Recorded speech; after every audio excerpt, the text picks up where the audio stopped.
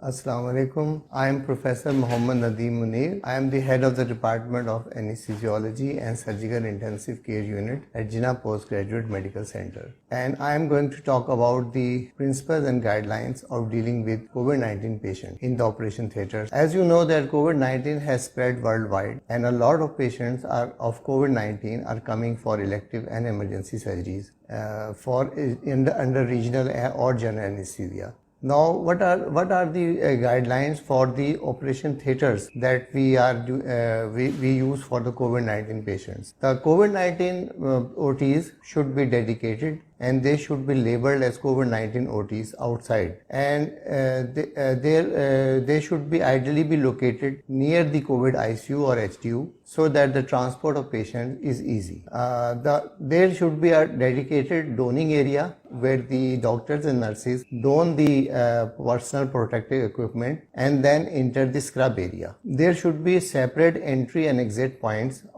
in the OT, and there should be a dedicated doffing area where the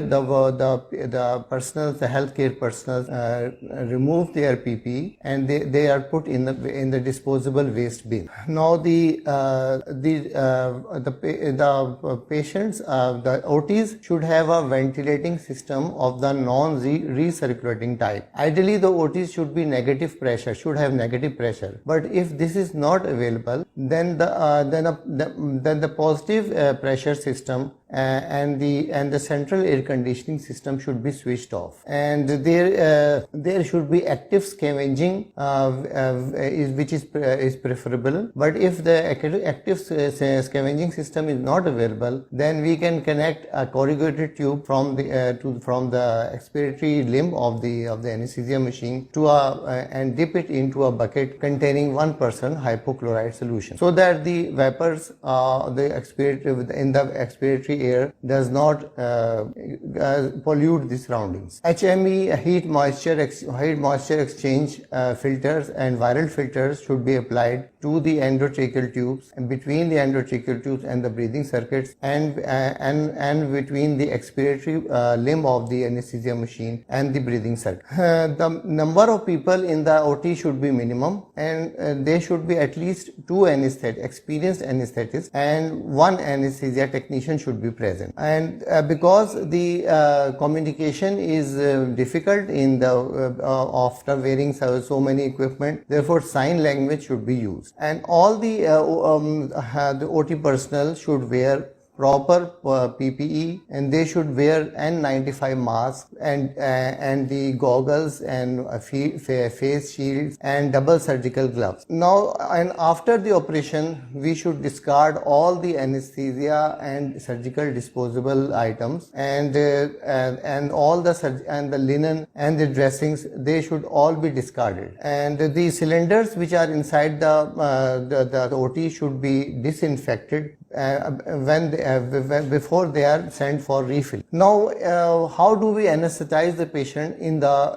COVID-19? Ideally, regional anesthesia is preferred if possible. But if regional anesthesia is not possible, then we have to give general anesthesia. The patient should be pre-oxygenated for at least 5 minutes, and the patient should be instructed to avoid coughing, and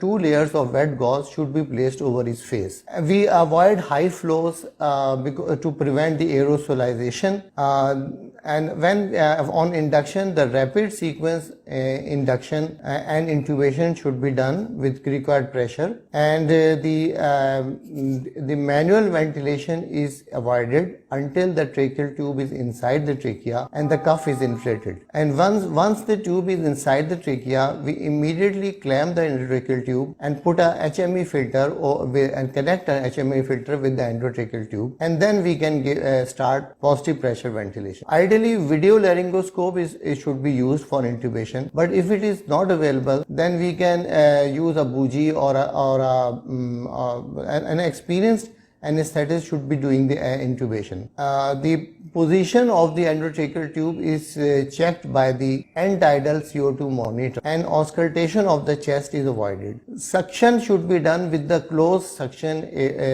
system, and as compared with with the open system, and high flows are avoided, and closed circuits should be used when giving general anesthesia. The supraglottic airway devices are contraindicated except in conditions where we can't ventilate the patient. So I think this is very brief and very detailed, very comprehensive explanation of the principles, and I thank you very much for your valuable time.